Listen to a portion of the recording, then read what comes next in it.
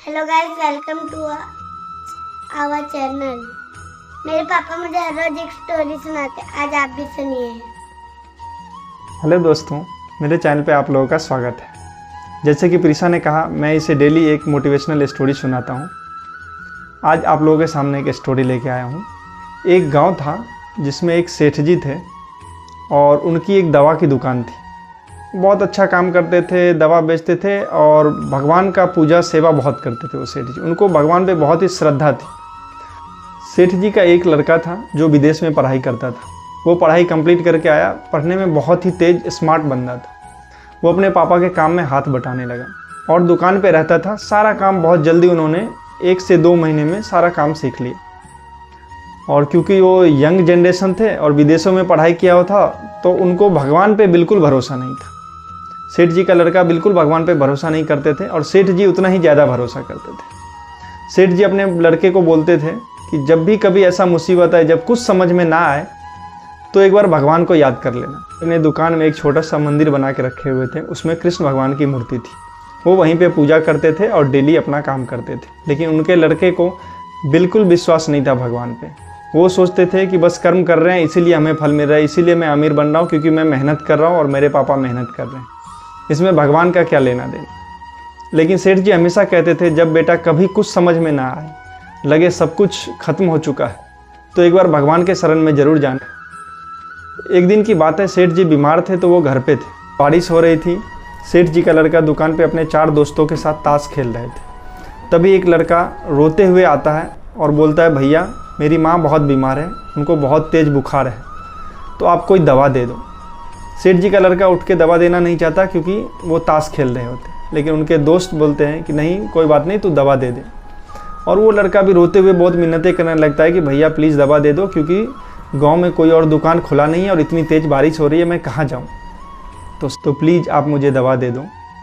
सेठ जी का लड़का जल्दी से उठते हैं और जैसे ही उठते हैं वहाँ की लाइट चली जाती है। तो वो अंधेरे में, क्योंकि वो सालों से वहाँ काम कर रहे थे तो उनको सब कुछ याद था, वो एक दवा लेकर के दे देते हैं और उनसे पैसा लेके वहीं रख देते हैं और फिर ताश खेलने में लग जाते हैं। थोड़ी देर बाद उनको समझ में आता है कि चलो, जब अब तो बारिश बहुत ज़्यादा हो रही है, कोई आने वाला है नहीं, क्यों ना दुकान बंद करके घर जाया जाए। वो उठते हैं दुकान बंद करने के लिए, तब तक लाइट आ जाती है।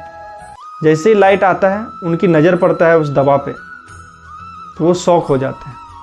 उनके आंखों में आंसू सा आ जाता है, क्योंकि वो गलती से बुखार की दवा की जगह चूहे मारने की दवाई दे दी होती है।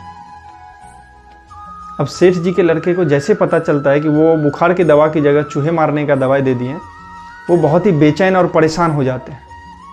वो सोचने लगते हैं कि अगर उस लड़के के माँ को कुछ हो गया तो मैं अपने आप को कभी माफ़ नहीं कर पाऊँगा और मेरा दुकान बंद हो जाएगा, लाइसेंस रद्द हो जाएगी और मेरी ज़िंदगी ख़राब हो जाएगी।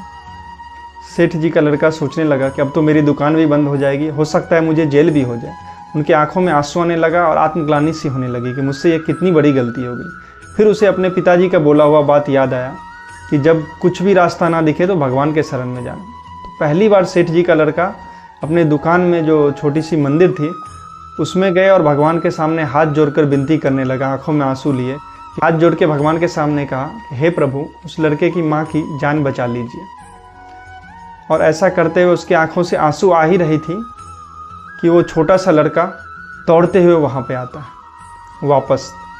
तो ये सेठ जी का लड़का देखते ही शौक हो जाता है और कहता है कि क्या हुआ, तुम्हारी माँ कैसी है। वो लड़का रोने लगता है। सेठ जी का लड़का और डर जाते हैं कि आखिर क्या हो गया, कहीं उन्होंने दवा खा तो नहीं लिया।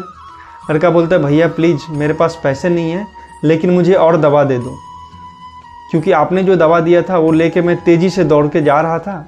बारिश क्योंकि बहुत हो रही थी, उसमें मेरा पैर स्लिप कर गया और मैं गिर गया और वो दवा का बोतल वहीं पे टूट गई, जिससे सारी दवा नीचे पानी में गिर गई।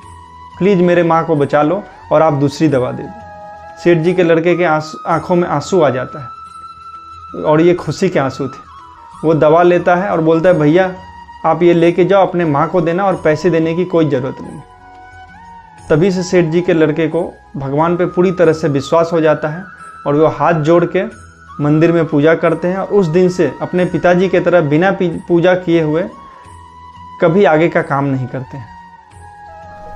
दोस्तों, ऐसी स्टोरी से हमें यही शिक्षा मिलती है कि अगर कोई अंधा इंसान कहता है कि पूरी दुनिया अंधी है, क्यों? क्योंकि मुझे कुछ दिखाई नहीं दे रहा है, मेरे आंखों में अंधेरा है, इसका मतलब पूरा दुनिया अंधा है? तो पूरा दुनिया अंधा नहीं होता है, बल्कि उसके आंखों में रोशनी की ज़रूरत होती है। ऐसे ही लोग बोलते हैं भगवान कहाँ है, अगर हैं तो दिखते क्यों नहीं है, सबूत दिखाओ।